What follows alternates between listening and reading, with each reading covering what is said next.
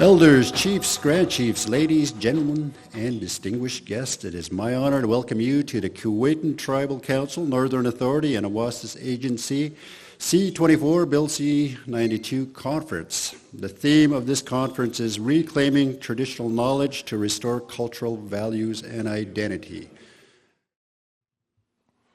This project that we are working on,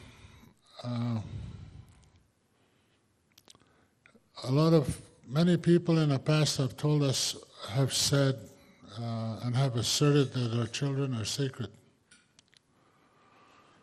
As I stand in front of you, I have memories of remembering what that feels like.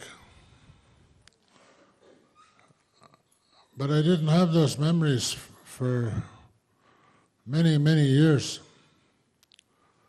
It wasn't until I was about 35, 36 I started remembering time before my, I'll call it my incarceration in the Indian residential school system. My brother and I were playing outside our house down the flats in Churchill, Manitoba. And we were abducted from our yard and taken to the railroad tracks and put on a train. And then I can't remember the next time I saw my mother and my father. When we were at that institution, we were segregated by age, by sex. They kept us in different parts of the building if you were male or female. If you were a little guy as I was at that time, or what they referred to as junior high and high school. Even intermediates were separated from the junior boys. I was at a similar conference last week where I spoke at the MKO conference. And at that time I talked about the opportunity that this project presents for us to create our own law. One that makes sure our children feel that sacredness from the time they are born until they are adults, and then they can pass it on to their own children. I want to welcome everybody to this gathering. We're here for a very important reason. It's to gain control on the lives of our children, our future children, and our families. We're trying to correct a system that has done so many wrongs to our people by taking the children away, keeping families apart. A lot of families in the past that I've worked with have done so much in everything that they've been ordered to do, and yet they still don't get their children, not all of them. And that is why we are here, to better the system that have failed our people.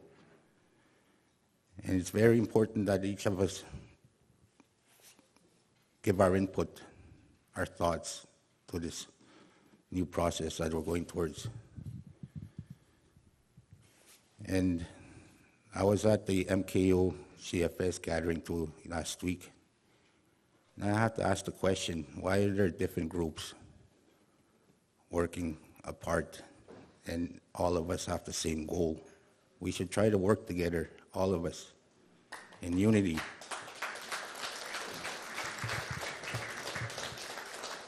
To achieve a better life for our kids, our families. Thank you. Right now, I have families who want to adopt their own siblings' children, but it's hard because they have to go through court. And that this, the way we want to bring up our children through this process, I think will make a change for everyone, make it easier. So this way we can have our children in our communities as we always wanted, as our grandparents and our great-grandparents had always wanted. I want to acknowledge the prayer and the drum group. And I also want to acknowledge Northern Authority for being here and working with AWASIS and Kuwaitan Tribal Council. And I thank you all for being here and making a change today. I've been involved with childcare for the last 30 years or so. And what I found was that we're trying to fit a round thing into a square box called legislation. It's a white man's law that when you follow that, you become a commodity. You can be bought and sold because that's the way they do things. In our culture, we have something called wahagotuin, where we relate to one another. And our roles and responsibilities as parents, grandparents, and great-grandparents. We have roles and responsibilities that we need to pass on to the next generation. And that is where the problem lies. Because right now, there's so many distractions, but the child, we call the child a oasis, as something, a shining example of something very special. But we don't treat that child as something special. We let that child grow by itself without teaching that child how to live. And all these things are in our language. You won't find it in the English language. You won't find it in the English law or that black magic word called legislation. You'll never find it there. We have our own laws. So I just wanted to highlight this, and this is the whole reason why we need to change child welfare as it exists in Canada. So child welfare reform is necessary. We have high rates of Indigenous children in care of the CFS system. And this chart just shows an example of each province. Manitoba has the highest rates of all of the provinces of children in care, Indigenous children in care. Saskatchewan's a close second, then Alberta. The highest rates of the provinces in the territories, Nunavut is 100% Indigenous children in care. In Northwest Territories, it's 95%. And in the Yukon, it's 94%. I think I need new glasses.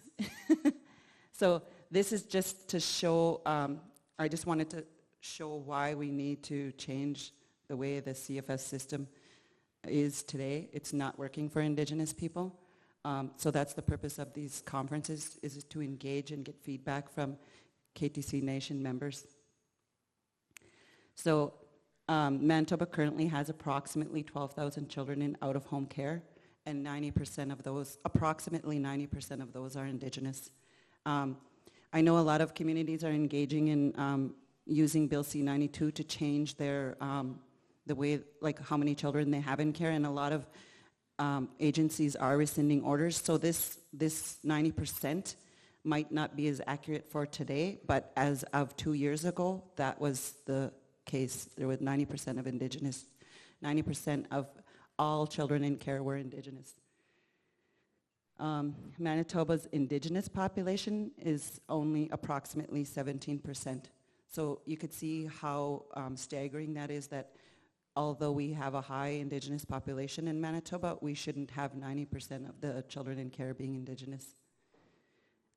According to Census 2016, Indigenous children represent 52.2% of children in foster care in private homes in Canada, but account for only 7.7% of the overall population of children under 15. So that number, 52.2, is it's reflective of children under 15. However, we have children in care till 18, 21, 26 now. So that number is probably actually higher. I don't know why they use a cutoff of 15. I think it's because a lot of children could go into independent living at 16, but 52.2% of children in all of Canada that are in care are Indigenous. So I just wanted to make note of a few of those statistics regarding our children that are in care. I've been a lawyer now for about 26 years, so quite a long time. And I grew up in Fisher River Cree Nation. That's where I grew up. And I am working with KTC and helping the team there develop a child welfare law in place of the provincial law.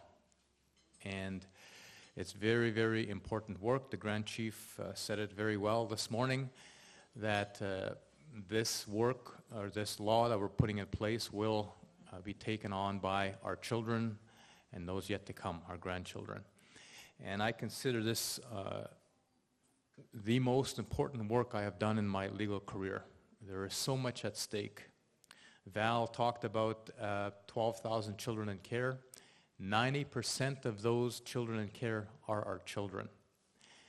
So there's a lot at stake, and it's very, very important work. So what I wanted to talk to you about was, I still call it Bill C-92, but it is now a federal law. And I'm going to spend a few minutes breaking that down for you, and with a focus on cultural continuity. And hopefully you do find it useful. What I wanted to start off first off was outlining for you Canada's legal system. Okay, I'm not here defending it. I'm not saying this is the way we got to go, but I think it's important for all of us to understand what their system is and how their legal system works. And then we'll better understand, I believe, how better we can break down the provincial laws.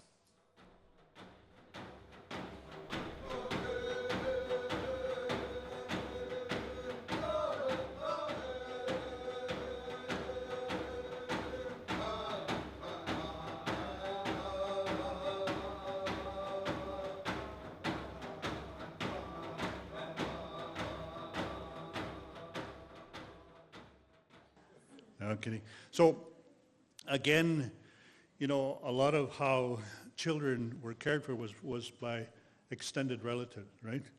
If parents weren't able to look after their kids, whether through they had passed on, someone else would always step in, right? Somebody would look after the children. And one elder in our group talked about how her grandfather and grandmother were the ones that raised them when her dad died and her mom became sick. It was the grandmother and grandfather that stepped in, plus all the other relatives that took care of all of them, right? And she said she lived like a trapper's lifestyle, right? You know, and she worked hard and were the things that they needed. The third question was around how were disputes handled in the family. A lot of people talked about how it was handled within the family. There was really no one who came in unless it was necessary to handle disputes. Heavy emphasis on the role of grandparents, grandma and grandpa, you know, had a huge role in terms of how things were handled in community, in the family. Other things that our group talked about was, you know, the fact that if the parents or people within the home couldn't do that, they would bring other people from the community that had expertise or something like that were respected and were looked upon as being problem solvers within the community. We still have these people in our community, right? So how the children were cared for, like I said, the roles and responsibilities were pretty well doled out. Gathering wood, that was one aspect of daily chores, water, cooking, preparing, even going out, just scouting new areas. The children, the younger boys went with the scouts to go and do that. The ones that couldn't go stayed home, prepared, even got ready to move. So I would say that prior to all our roles and our responsibilities were already set. who would care for the children if the parents were unable to? And then again, their roles and responsibilities through guidance of generations and generations of people that are ancestors that have gone before us, our teaching, our learned behaviors. We all understood that when we were given a role, that role was taken seriously. And of course, who would care, to break it down to who would care? It was who was available. The language was strong back then. A lot of us grew up with the language, but then with this colonization and education, I regret not teaching my children the Dene language because I was colonized. And but now I have 3 grandchildren who I teach. I talk to them in my language and they understand me. And I teach them the Dene syllabics. My grandson made me very proud last week. I had taught him the Dene syllabics 2 years ago. And there he was one evening with his little friend, and the syllabics chart is hanging in my house. All of a sudden, I could hear my little grandson, he's 7 years old, Ryan, teaching that little boy the syllabics. I couldn't believe that. He knew the whole thing, and he hadn't touched that chart for 2 years. So that made me very proud.